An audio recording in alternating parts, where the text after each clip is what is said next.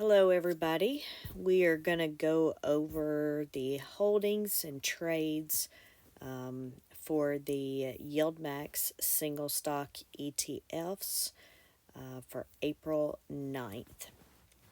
So, all of our trades will be, we're not actually going to use the trade tab. We'll be able to use the holding tab here that will house everything we want to look at.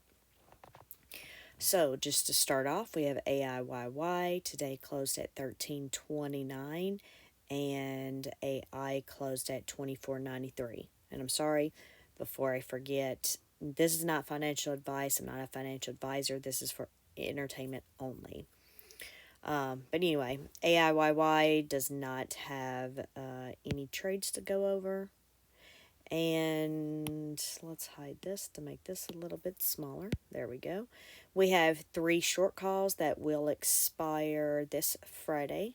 Strike prices 26, 26.50, and 27. We are under those strike prices by 4 to 8%. However, we also have synthetic positions that will expire in less than 2 weeks, and those strike prices are at $35. And for our synthetic positions, we always want our stock to be above that price. In this case, since this was done during earnings, we are not above it, nowhere near, right? We're down. This stock is actually 29% below the strike price. So if we had to close it out today, it would cost us about $10 million. So I don't know what can make this come up in the next week, but it sure would be nice. All right, so we're going to move on to AMDY. It closed at 18.73, while AMD closed at 170.78. They added 205 contracts to the synthetic position and to the short call with a strike price of 172.50. And yeah, so I must not have updated my formulas. Oh, hold on. Nope, I am on it. Sorry about that. I forgot to save the trades earlier today. So it went, by the time I did do the trades, the holdings had already posted, and I didn't update some data to make sure it was pulling the right thing. But anyway, we've got that corrected now, so it'll be corrected for the rest of them. So we actually have a new short call here with the strike price of 172.50 that will expire Friday, and we're under that by 1%. We also have a short call for Friday with 177.50, and we are under that by 4%. And we'll move on to AMSI. Looks like we had no trades here, and the stock closed today at 23.23, and Amazon closed at 185.67. We have 2 short calls that expire Friday with the strike prices of 187.50 and 190, and we are underneath those by 1 and 2%. We'll move on to Apple, which closed at 16.64. Apple closed at 169.67. We have 3 short calls that expire Friday with strike prices 170, 172.50, and 175. So the first strike price for those 90 contracts, we're away from that by about we're underneath the strike price by 33 cents. The majority of the contracts are sitting at that 172.50 strike price with over 2,500 contracts. If we move on to Coney, it closed at 25.46, so it was down a little bit today, along with Coin and most of the other Bitcoin related stocks. But Coin closed at 242.95. They added 545 contracts to the synthetic and the short call, which we only have one of, and it will expire Friday. It has a strike price of 257.50, and we're currently underneath that by 6%. Now, we do have a synthetic for this one that will expire next week, and it has a strike price of 250, so hopefully we don't keep going down here because we're getting into negative territory. You can see now if we had to pay it out now, we'd have to pay $11 million. Obviously, it wouldn't be that much as we get closer to it, but we still would like for it to get above the 250 by next week. If we move down to Dizzo, it closed at 21.11. I'm sorry, closed at 21.13.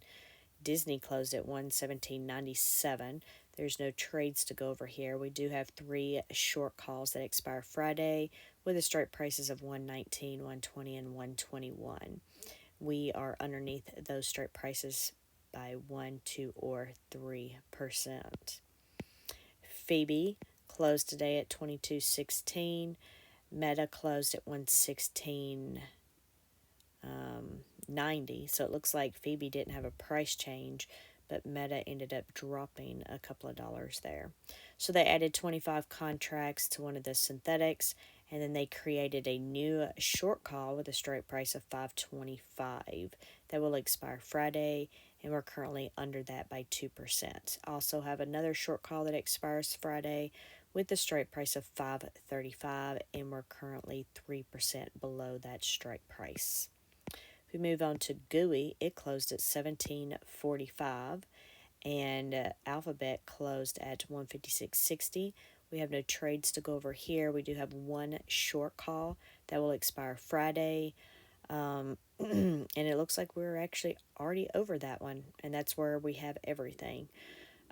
So the strike price is 155, but since we're at 156.60, we're above that by $1.60 or 1% here.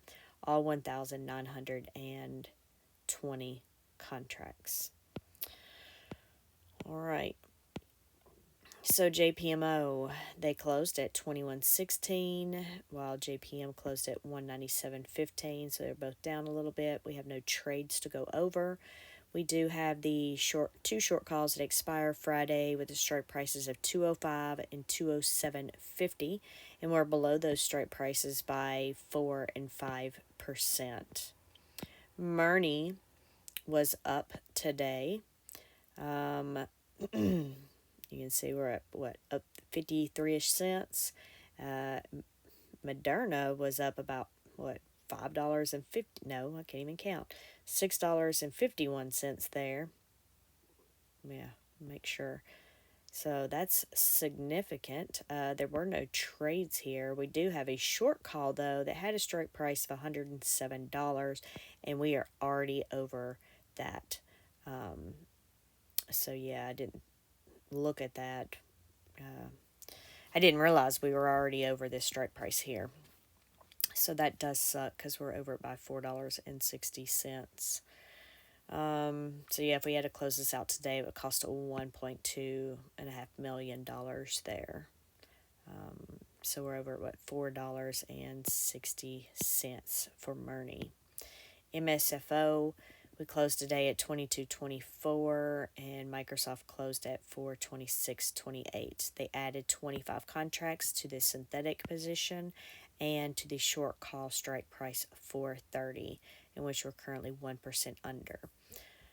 We also have 2 other short calls that expire Friday at 432.50 and 435, so we're 1 to 2% underneath the strike prices. But the majority of our contracts are sitting at that 430 mark. So if we move on down to Misty, we can see today it dropped about somewhere around $1.50 to 34.58. MicroStrategy closed at 14.41. They added 75 contracts to the synthetic position and created a new short call with a strike price of 15.30. All right. Well, we have 5 short calls now that will expire Friday. 15.30, $1,657.50, 17.05, 17.50, 19.20.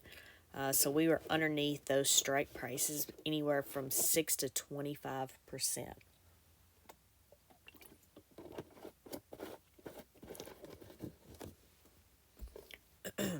Sorry, my throat's starting to get where I can't hardly talk. And then we see here our synthetic position will expire next week, and we're underneath that by 15%. We really need this to come up.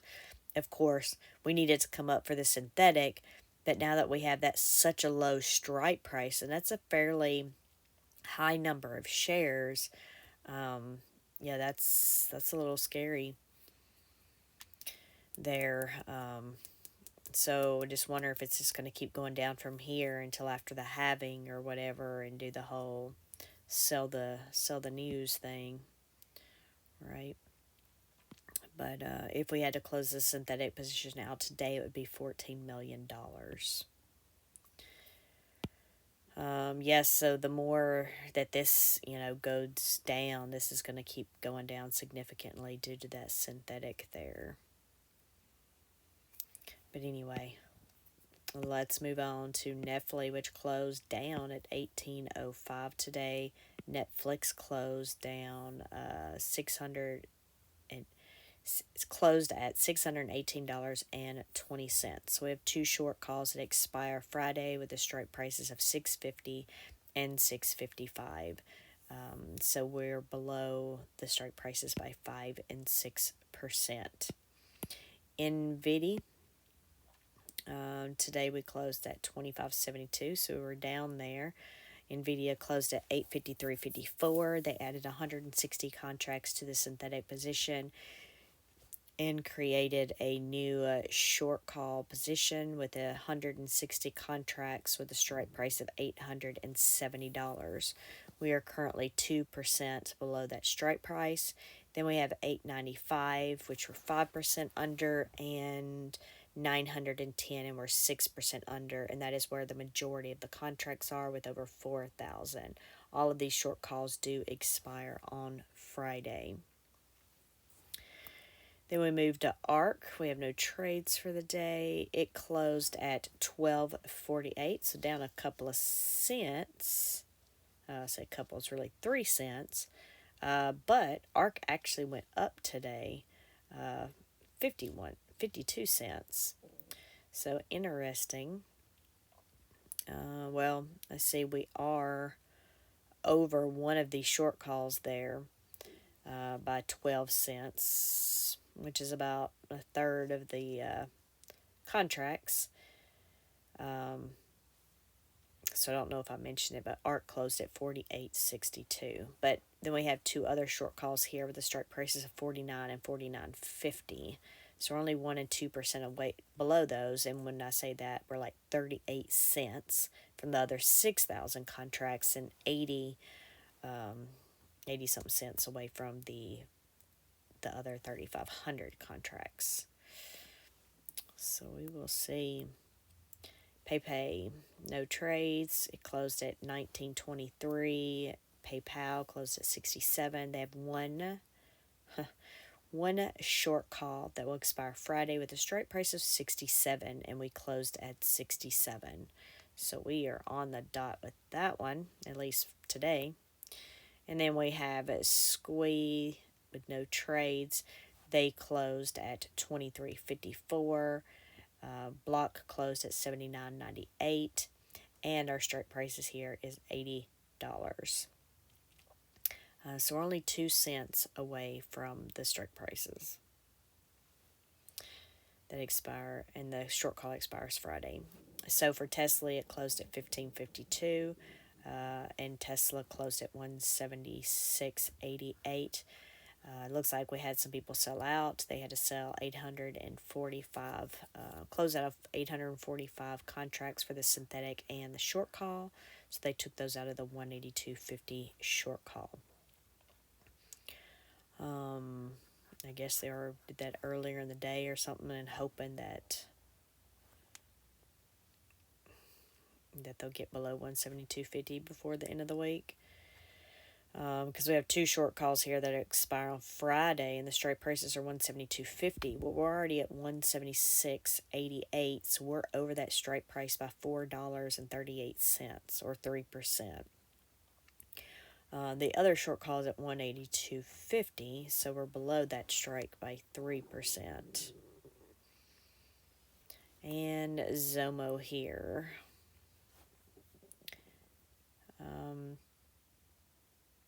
It closed today at 18.53. Zomo closed at 121.18. Short call expires Friday with a strike price of 124, and we're currently under that strike price by 2%. So YMAG closed today down 3 cents at 20.64, and YMAX closed up 3 cents at 21.52. Okay, so I said that wrong, didn't I? We actually closed up 3 cents for both of them. All right, so I did all that, and then I'll just show you something real quick that I've added to the daily roundup in case you want to look at it here. So if you watch both of the videos, then you don't have to watch this. But I wanted to point out this new section, and then I added something yesterday, and I added a new column today. But this right here is showing, nope, I'm trying to make the stuff go away to make the screen bigger. And it wants to add back. Okay. Anyway, in column AB is the stock price before the day before ex-dividend date at close, or the declaration close date. So this was the dollar amount. Here's the current stock price and the difference between the two. So example, AIYY, it's down 90 cents before the ex-dividend date. Of course, the last dividend was only 73 cents, so it's actually down 17 cents more than the actual dividend, which is a negative 24% of the last dividend. So I added the last div. If you haven't seen these or seen the progress today, I added this percentage so we can see where they've come along. So we can see if we look at GUI here, for example, it closed at 17.47 on declaration day. Today it's at 17.45, so we're 2 cents away of being back up, recovering from the dividend drop, which was 31 cents. So you can see we're up 29 cents, and then, or you could just look at the percentage and see that we're up 94% of the last dividend. So our first one that has actually made it is Murney. It's done it in 4 trading days. It almost did it in 3. I think it was 1 cent off from getting it yesterday. So I've added that here with 4. So, and who knows, it could go below tomorrow, but I've got this set in stone. Unless somebody wants to give me a good argument why I should let it change, right? If it goes back under, then it would go away. But I mean, I don't know. So y'all can let me know what you think there. Right now, this is not a formula anymore for these once it hits it on one of the close days. So anyways, the only one that's done it. But you see, we have a few close ones. So we have GUI at 2 cents, and believe it or not, we have Tesla 2 cents away. So it's come up 97% of the last dividend. So if it comes up 2 more cents again tomorrow, then it'll already have recovered. Of course, that doesn't mean it's not going to go back down, but it hits that initial recovery period, and then we can start tracking these, how long it took them to recover that dividend amount, regardless if it drops again later or not. And then I'll let you know tomorrow if somebody gives me a good argument why I should just leave a formula in there, and if it goes back down, then the recovery days go away. We'll see. And then if we go down to the YMAX and YMAG here, YMAG is actually 2 cents away, so it's already recovered at 97% of its dividend. Of course, declaration date's next week, so it's probably going to recover before the next date. And then YMAX has recovered 49% of its dividend. And then you can see Ulti is negative 67% of its dividend. So not only did it drop the $1.07 of the last dividend, but it's dropped an additional 71 cents. So anyway, some interesting things. I appreciate it. Somebody asking it in the Discord, and I'm glad that I happen to see it. If y'all do stuff like that in the Discord, you can always tag me, because that's the only way you're going to guarantee that I'll see it, is if you tag me, because we do have lots of people now We're going on a couple of thousand people, and we have lots of groups, and we talk about lots of things. And sometimes, we get carried away and talk about one topic in another topics group, and there's just absolutely no way for any of us to really keep up with everything. So make sure you tag me if there's a question or a suggestion or anything, if you do it in the Discord. Otherwise, you can just do it on my video, and then I do get all of those. I do see all of those comments. But anyway, I just wanted to show you this in case you don't watch those daily roundups. And maybe you do want this data, and you could just watch this and fast forward to it. And it's on portrait mode then, so you see it all on one screen. But anyway, I hope y'all enjoyed the video today, and I will talk to y'all later.